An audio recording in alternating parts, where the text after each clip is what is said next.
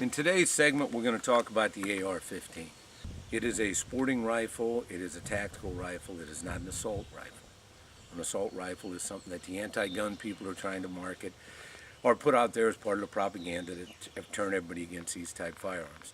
These can be used for sporting purposes and competitive shooting, they can be used for hunting, they can be used by law enforcement units for tactical purposes and for home defense.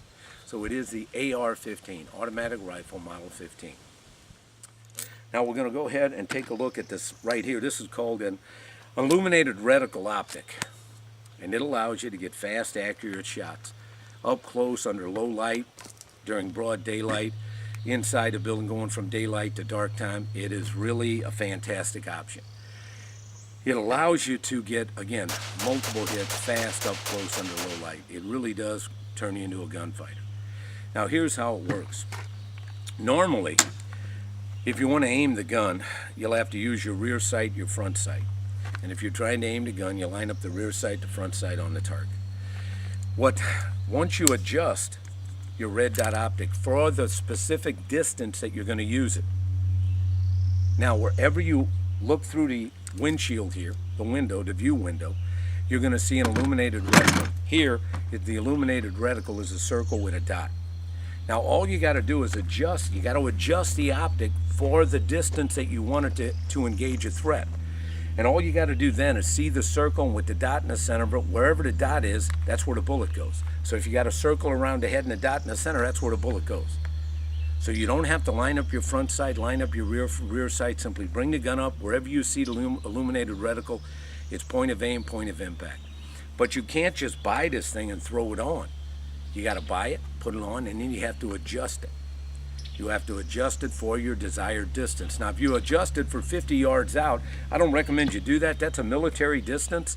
And if you're going to war, okay, that's cool. I mean, I understand in an urban setting, you might engage somebody in a military application, you might engage somebody 30 to 50 yards out, okay.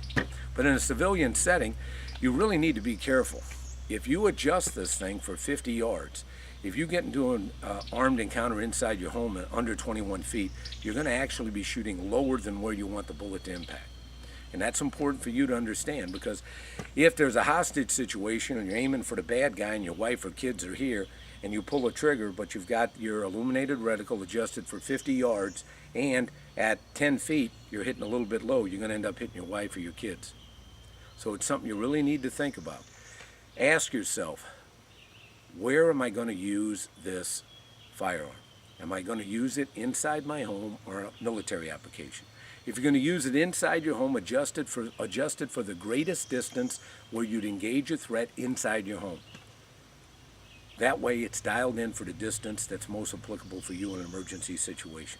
Again, if you're going into a military situation and you want to adjust it in for 50 yards, so because you might engage threats out 20 yards, 30 yards, 50 yards, or 60 yards, makes perfect sense. Makes perfect sense. But don't just adjust it for 50 yards because that's what the military guys are doing.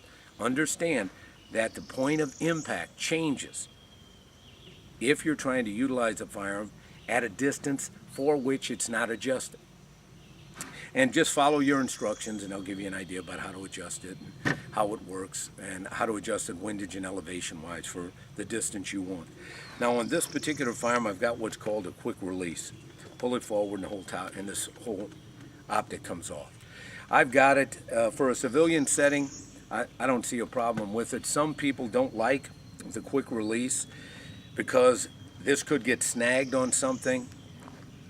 Once it comes up, whether it gets snagged on my clothing or piece of furniture or something, once it comes up, the whole optic comes off. So it's something to think about. You know, I've got it in a civilian setting. Okay, I don't see a problem with, or I think the problem is really minimal, but if you want to go ahead, they do make them the same type of optics. They got all kinds of optics out there. That's a whole nother segment we're going to talk about optics. But if you want to go ahead and stay away from the quick release, totally understandable. And it's got an Allen wrench where you adjust the Allen screws and it tightens it on, so you never have to worry about the quick release. Quick release does help if you want to take it off, move it around, put it back on, adjust it, whatever you want to do. It does make it a little more convenient. Next thing, we're talking about the optics that help you aim the firearm. If you notice, I have what's known as a co-witness setup. And what that means is I've got the illuminated reticle here for quick target acquisition, but I've still got my front sight and I've got my rear sight. Remember what we said earlier, 1 is none, 2 is 1. If the batteries go bad, because this is battery operated, if the batteries go bad on the illuminated reticle right in the middle of a gunfight, if that's the only thing you've got to aim the gun, you're in a difficult situation. Now you can use body alignment. We're going to talk about that later. Body alignment works very effectively up close, fast, under low light while you're really scared, and allows you to get multiple hits on targets. You can still win a gunfight without actually using the sights on your gun by aiming the gun with your body. Body alignment, not sight alignment. But if you have to go to any distance at all, you're going to need to use sights to aim the firearm. So if your illuminated reticle goes bad, you need to have a backup, a plan B. Now, all you've got is, I've got this as a pop-up sight. So I can use the illuminated reticle, but if the illuminated reticle goes bad for some reason, I hit the back pop-up sight. Now I can look right through the rear sight, through the window of the illuminated reticle, see my front sight. Now what I've done is, and engage a threat. Now what I've done is, I've adjusted the illuminated reticle for 25 feet. Now a lot of people say that's really close, but in an urban setting or a civilian setting inside your home, that's pretty much a distance you're going to be utilizing it.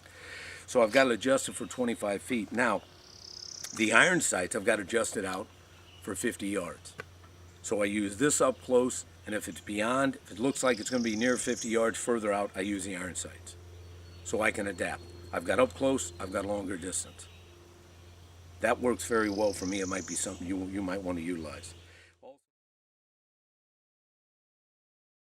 Folks, thanks so much for listening. Stay tuned for our next segment.